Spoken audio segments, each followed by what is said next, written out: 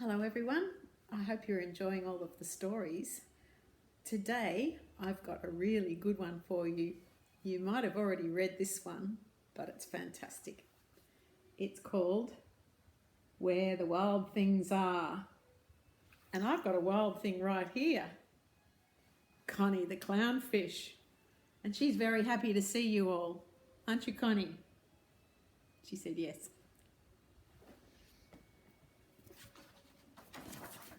This story is about a little boy with a very, very good imagination.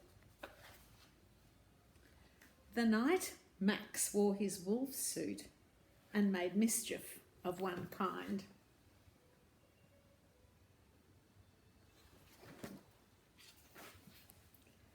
And another.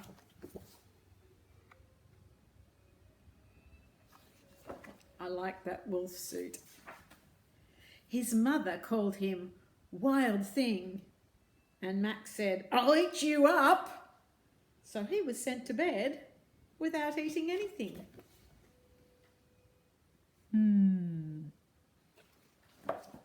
He was rude to his mother, wasn't he? That very night, in Max's bedroom, a forest grew.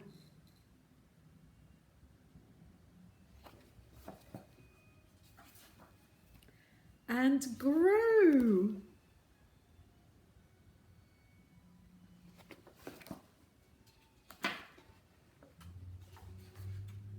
And grew until his ceiling hung with vines and the walls became the world around. Wow. Is that really Max's bedroom? And an ocean tumbled by with a private boat for Max, and he sailed off through night and day.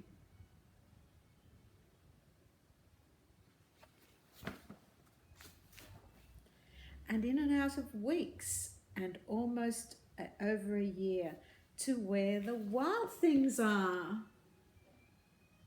My goodness me, that's a very wild thing.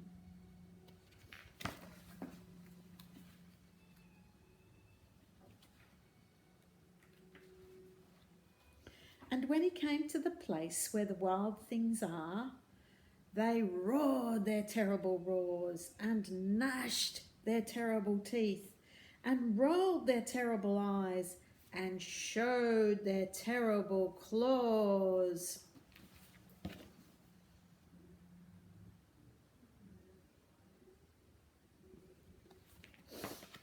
Are you scared of those wild things? Max isn't.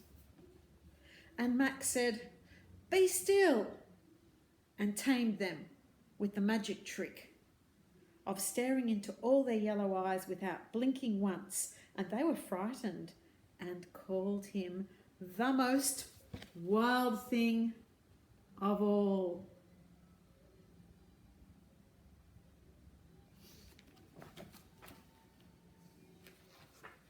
And they made him king of all the wild things. "And now," cried Max, "let the wild rumpus start." Can you see his crown?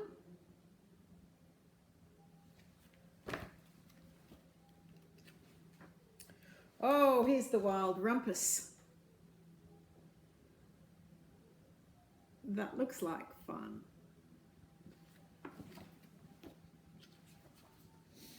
Here's more wild rumpus.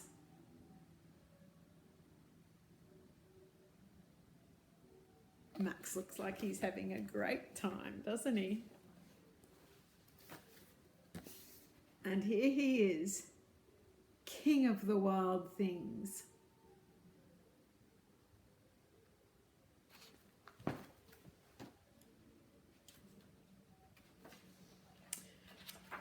"Now stop," Max said, and sent the wild things off to bed without their supper. And Max, the king of all wild things, was lonely and wanted to be where someone loved him best of all. Then all around, from far away across the world, he smelled good things to eat. So he gave up being king of where the wild things are. I think Max wishes he was at home. But the wild things cried, "Oh, please don't go. We'll eat you up. We love you so." And Max said, "No."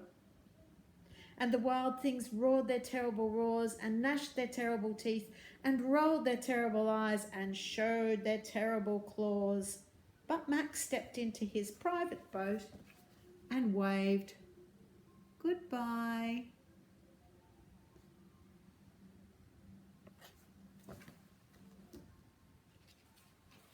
And sailed back over a year and in and out of weeks and through a day.